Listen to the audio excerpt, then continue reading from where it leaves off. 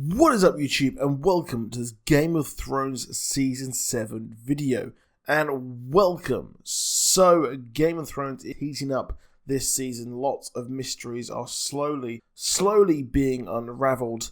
But one is very, very curious. Now, let's cast our mind back to Season 1. So first of all, if you're new to this channel, please do drop a like, please do subscribe, and let's jump in. So like I said, Season 1, all the way back, there was an assassination attempt that pretty much launched the War of the Five Kings.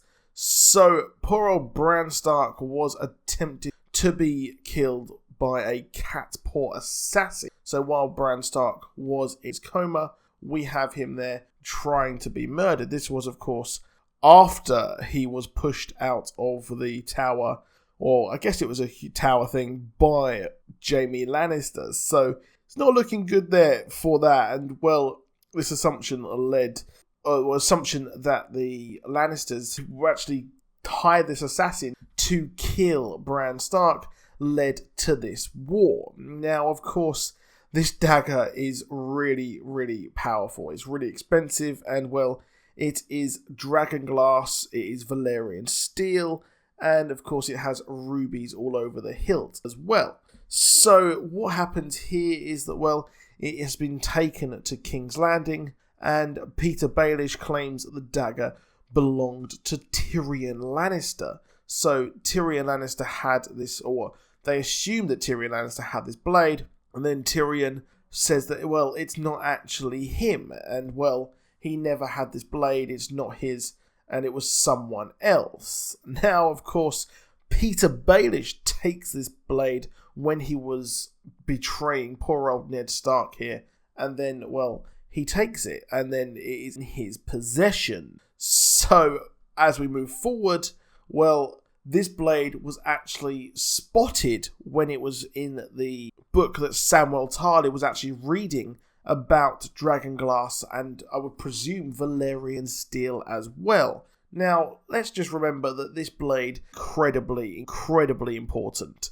Not only did it launch this War of the Five Kingdoms, but it leads to a history that was right back to Season 1. Now, of course, it seems like this kind of assassin, you would think it would be a slam dunk open case, that it would be a Lannister who was sent to try and kill Bran Stark. You would guess. But a lot of people, of course, do think that it was actually Lord Peter Baelish who actually decided to use this weapon to kill poor old Bran. And now he actually decided to get Bran on side and use it to actually curry favour with him and give it to Bran Stark as some sort of token, as it was used by the person who tried to actually kill him. So, of course, again, a big thing there that it is given to him. And kind of weird, to be honest, to me, that Bran, who was able to see absolutely everything, he was even able to see what Sansa looked like on her wedding day. Well, he doesn't actually know or seem to care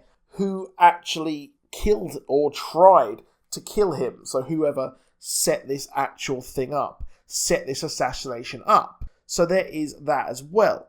So now, of course, it is in the possession of Bran. Then he gives it to Arya Stark. And, well, he's asked who did it. And he just says that it was a person who was in a much higher position of rank. Which is really, really weird that I just find it strange that this wasn't like a big reveal that we saw. Maybe we'll see it in next episode. Perhaps. But let's move on to what is the most important thing about this blade. The original owner. Now, what is interesting here is that the blade has rubies, some kind of things all over it. And, well, it was so prominently featured in the scene where Sam was reading the book, and the show's cinematographers, or the people who control the shots, etc., were told to keep it lingering on this page. So it just goes to show how important this blade actually is.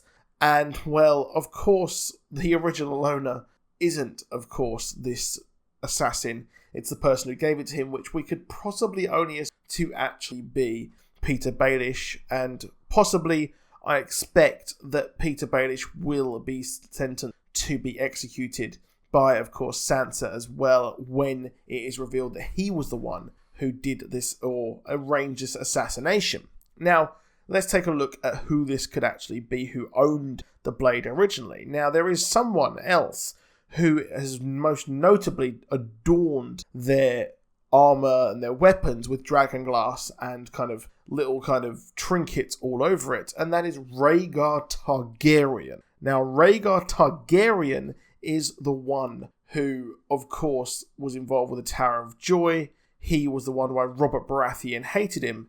And now what I would expect is that, well, the reason it came into possession of the families here is the fact that it was taken by Robert Baratheon and lost to Littlefinger in a bet. Now, I expect that Robert Baratheon took it off him once he had killed Rhaegar Targaryen, and when you think about it, the other person who could have had it would be a descendant of Rhaegar, which would be Jon.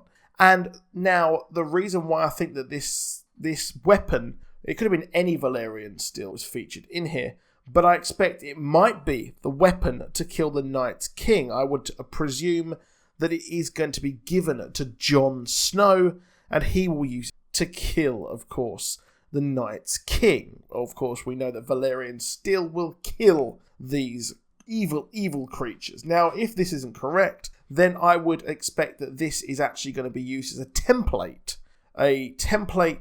to make more Valyrian steel, because I expect that Valyrian steel is actually kind of folded with dragon glass, and that is why it is to actually kill them. Now, obviously, Valyrian steel isn't made anymore because the method to make it hasn't been found, but, well, we have dragon glass. We know we probably will find out that it was used in Valyrian steel, and now we have dragon fire. So there we go. That is what I think.